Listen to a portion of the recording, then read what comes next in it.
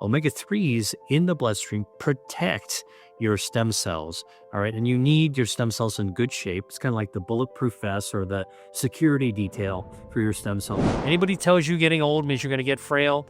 Not necessarily so. You can keep your muscle mass there, and you can actually keep your muscles in a more youthful shape so you can be strong and active into your 70s and 80s and even beyond with omega-3s. I tell you that is bonus food that should be good for your blood vessels and your stem cells. Meet Dr. William Li, a world-renowned medical doctor and researcher with Harvard training. Dr. Li is also a New York Times best-selling author, celebrated for his book Eat to Beat Disease: The New Science of How Your Body Can Heal Itself. Recently, he released another insightful book titled Eat to Beat Your Diet: Burn Fat, Heal Your Metabolism, and Live Longer. I'm a vascular doctor. I study blood vessels. I know a lot about what it takes actually to improve blood vessels. You could have surgery and bypass. You can have stents to open up the blockages. But one of the things that you can actually do is to have lifestyle changes that can make a big difference. You don't want to be going to the surgeon all the time. So what are some of the things you can do from a lifestyle perspective that I can share with you that be helpful? Now, I'm somebody who's really positive. I like to say what you should add, and I'm going to tell you the foods that you can add to help improve and support your circulation to your legs and feet. Foods that protects your stem cells and blood vessels. Bonus food that should be good for your blood vessels and your stem cells are foods containing omega-3 fatty acids like seafood.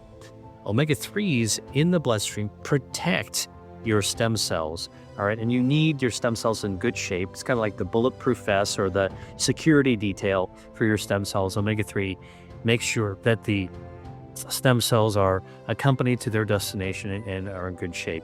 Best source of omega-3s, you can have a supplement made with omega-3s, but you can get into seafood as well. Just don't eat too high on the food chain, because then the big fish contain also heavy metals like mercury in their flesh. But if you eat lower in the food chain, you'd be just fine. Like salmon. Salmon's a great source of omega-3s. I would actually get wild-caught salmon rather than farm salmon, because farm salmon are fed chicken and sometimes pellets that contain omega-3. So get wild-caught salmon. It's going to be better for you. And they're actually eating the foods and the plankton and stuff like that that actually has the original source, the OG source for the omega-3s. But it's not just salmon that's good. Cod actually is also good as well. And cod, you need eat about 2 playing card decks worth of cod to be able to get the same amount of omega-3s you get in 1 card deck size serving of salmon. But that's easy to do. That's not very big. Other sources of seafood also have omega-3s. For example, clams and mussels and shrimp.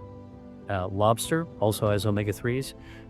Squid and octopus also have omega-3s if you're eating seafood. So what's wonderful is that you can actually find all kinds of sources of omega-3 fatty acids that can help protect your stem cells. Did you know that omega-3 fats may do a lot more than just support your heart? Scientists are now discovering that these healthy fats may also help your body manage inflammation, protect your blood vessels, and even influence how your stem cells behave. Omega-3 fatty acids, especially EPA and DHA, are found mostly in seafood. And while most people know them as heart-healthy fats, new research suggests their benefits may go much deeper. In fact, researchers at Stanford found something really fascinating. They discovered that stem cells in body fat can actually sense omega-3 using tiny structures called primary cilia, basically little antenna-like projections on the cell. When omega-3 connect with a receptor on these cells, the stem cells are encouraged to make new, small fat cells instead of allowing existing fat cells to grow too large. Why does that matter? Because large fat cells are much more likely to become inflamed and insulin resistant, which can raise the risk of metabolic problems. Smaller fat cells, on the other hand, are generally healthier and more stable. So in a very real way, omega-3s may help your body store fat in a safer, healthier way. And that is just one part of the story. Omega-3s are also well known for their effects on heart health. They help calm inflammation, support blood vessels, lower triglycerides, and may even slightly reduce blood pressure. Regularly eating fish rich in omega-3 has also been linked to a lower risk of heart disease and sudden cardiac death. The important thing to know is that your body does not make much EPA and DHA on its own. That means you need to get them from your diet, and seafood is one of the best sources. Health experts usually recommend eating fatty fish at least 2 times a week. A serving is about 85 grams, cooked roughly the size of a deck of cards. But here's something many people don't realize. Not all seafood gives you the same amount of omega-3. Fatty fish like salmon, sardines, anchovies, and mackerel are some of the richest sources. They can provide over 1,000 milligrams of omega-3s in one serving. On the other hand, lighter seafood choices like cod, shrimp, lobster, and scallops contain much less, so you would need to eat more of them to get the same amount. Clams and mussels fall somewhere in the middle. That's why fatty fish are usually the top recommendation when people talk about omega-3s. Now let's talk about safety, because that's another big question. When choosing fish, it's usually smarter to go for smaller species that are lower on the food chain. These fish tend to contain less mercury than larger predatory fish. Good low-mercury options include salmon, sardines, trout, shrimp, cod, crab, oysters, clams, scallops, squid, and tilapia. Fish like shark, swordfish, king mackerel, marlin, and orange roughy are much higher in mercury, so they're best limited or avoided. Another common question is this: is wild-caught salmon better than farm salmon? The truth is, both can be good sources of omega-3. Farm salmon is often fattier, so it may actually contain more total omega-3s, while wild salmon is usually leaner.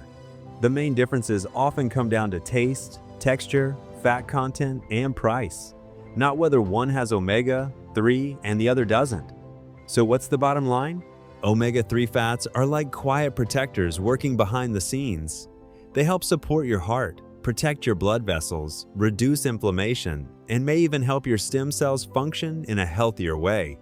The easiest way to get more of them is to eat seafood, especially oily fish like salmon, sardines, and mackerel. And if you prefer milder fish or shellfish, those can still help too. You may just need a little more to get the same omega-3 boost. So a simple goal is this: try to eat fish 2 to 3 times per week, choose a variety of seafood, and avoid the large, high-mercury fish whenever possible. Small habit, big benefit. Because sometimes the foods you eat are doing far more for your body than you ever imagined. How to prepare for best result.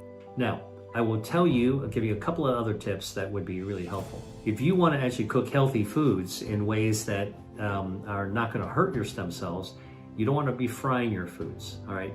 Seafood that's fried, no good. Vegetables that are fried, even like tempura, like I like the Crispies, don't do that, because frying actually creates harmful chemicals like carcinogens that actually provoke inflammation in the body, and you don't want inflammation to damage the lining of your blood vessels. That's not good, all right? Especially if you have peripheral arterial disease. So you don't want to be eating fried foods, all right? That's a really important kind of concept.